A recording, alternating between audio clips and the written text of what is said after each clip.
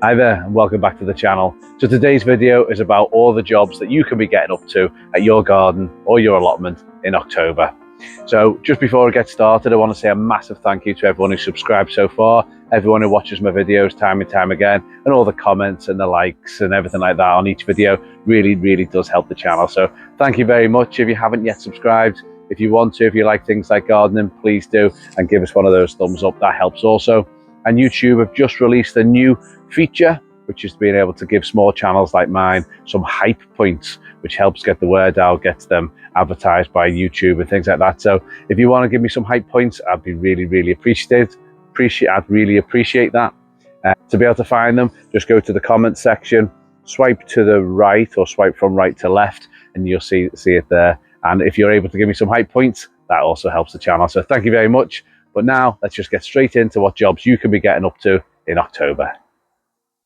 Behind me are my blackberries, and now is a great time to prune these vines, these bushes right back.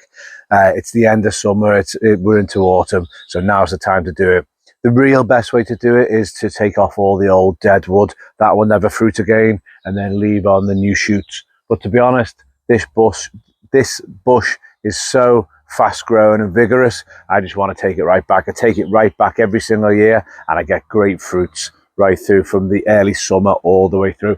So I'm going to take it right back. I've got my trusty battery hedge trimmer, so I'm just going to trim it all back, make it all neat, and I'm sure the new growth will come and we'll get lots of blackberries again next year.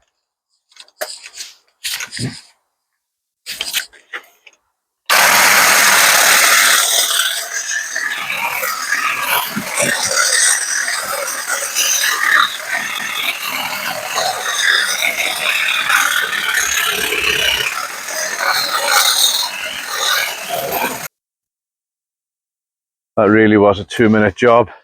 Makes it so much easier with that battery powered hedge trimmer, extendable, so you can reach those harder to reach places. But here we go, we've trimmed it right back. I've got more space to work with. It all looks a lot neater.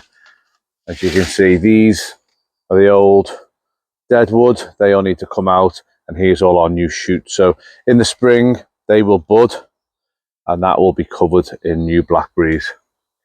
But it just helps get a bit of airflow in there as well. It's such a matted, fast growing, vigorous bush, the blackberry. Need to take that back now, but you get the idea. Tidy all that up, help that compost down. You do have to be careful. These will, any little piece you take off, if that landed on the soil, that would reroot and that would become its own plant. These are one of the easiest plants you can ever take cuttings from, because they just sprout and root from anywhere. So if you want one, grab a cutting, dead easy.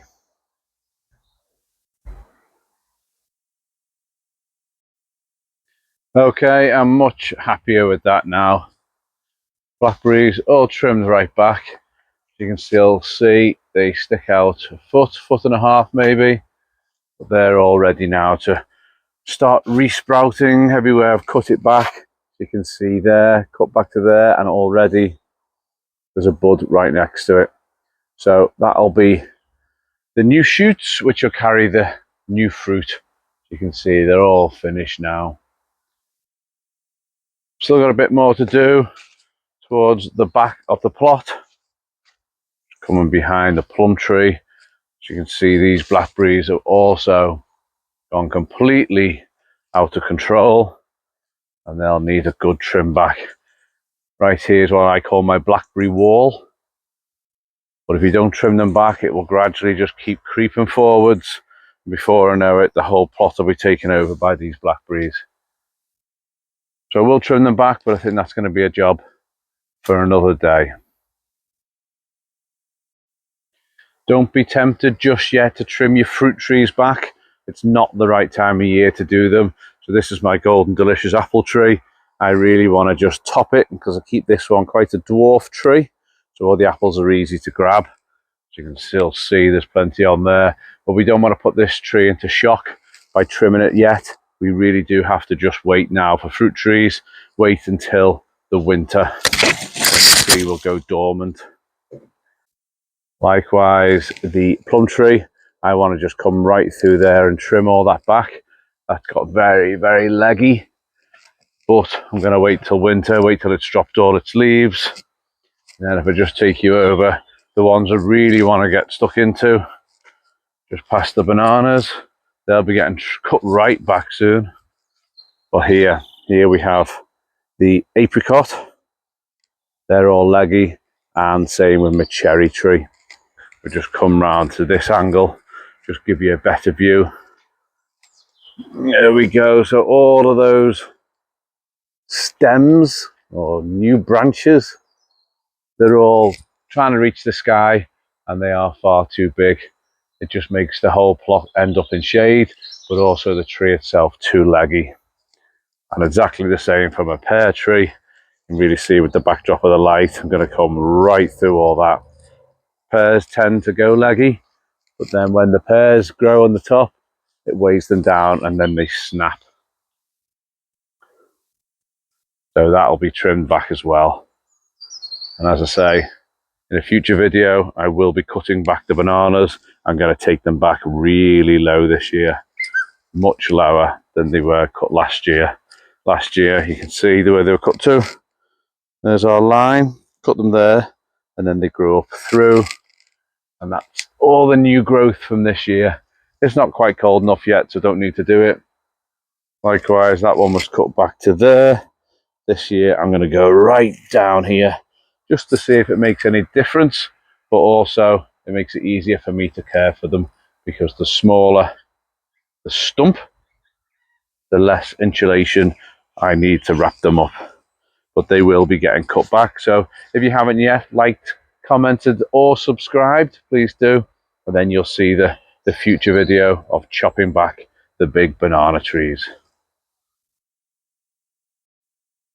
Right, I've started clearing the greenhouse.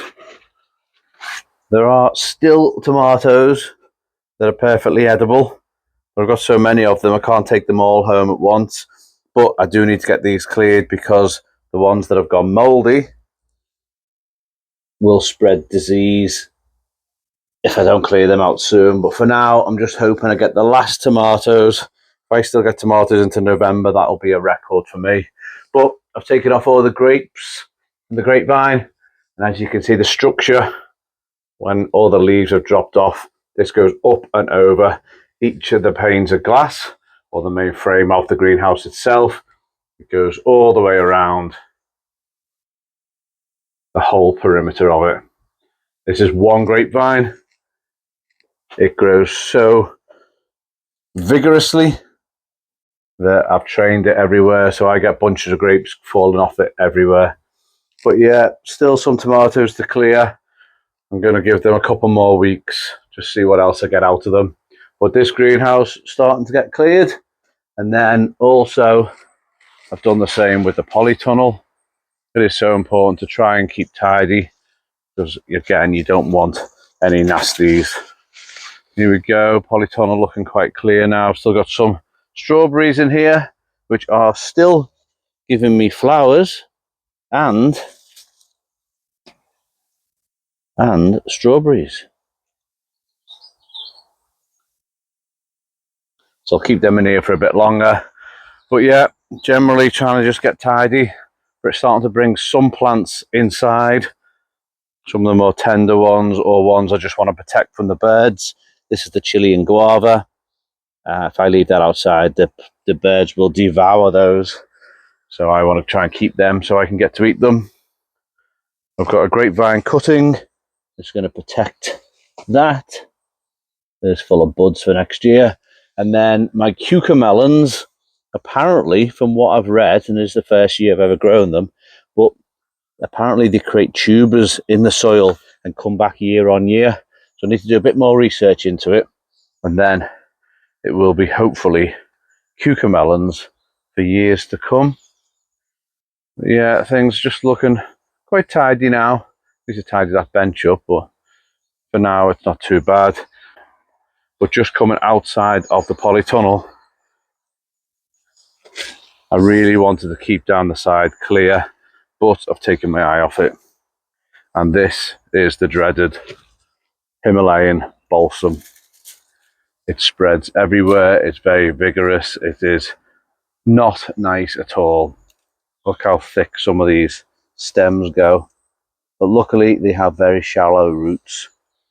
So I'm going to try and clear this now, because I always wanted to keep down the side of the polytunnel clear. Not just for the light, but also we don't want all that growing. And some of it will try and get inside the polytunnel also. So I'm going to go along there and just pull all that out right now.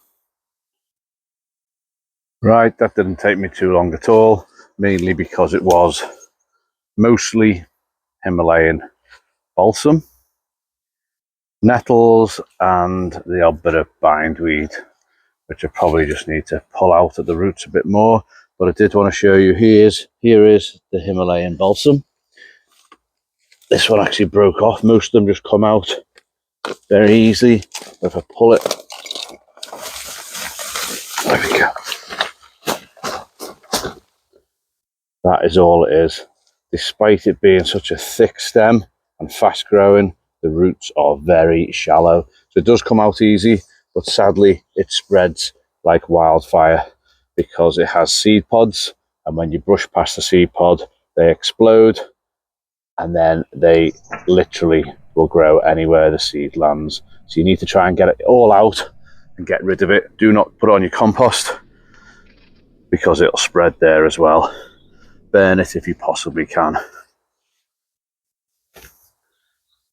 And then just a couple of more examples of it, just to show you how thick it is. It's next to my hand. This is all 1 year's growth. Again, the roots are so shallow, you can pull them out very easy. But it's a very strange plant. It's pretty strong, but if you can break it, if you bend it, and it's quite hollow inside. It's mainly just fibrous. So that'll be all getting disposed of and away from the plot. So keep an eye out for Himalayan balsam. Right, that's been a nice productive day down at the plot.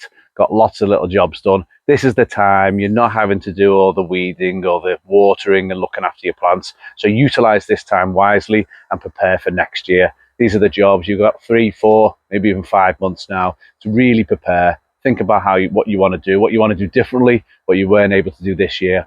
So now's the time, get the jobs done and prepare for next year. So thanks everyone. If you haven't yet subscribed, if you haven't given me the like button, please do. It really, really helps. So see you the next time. Take care everyone. Bye now.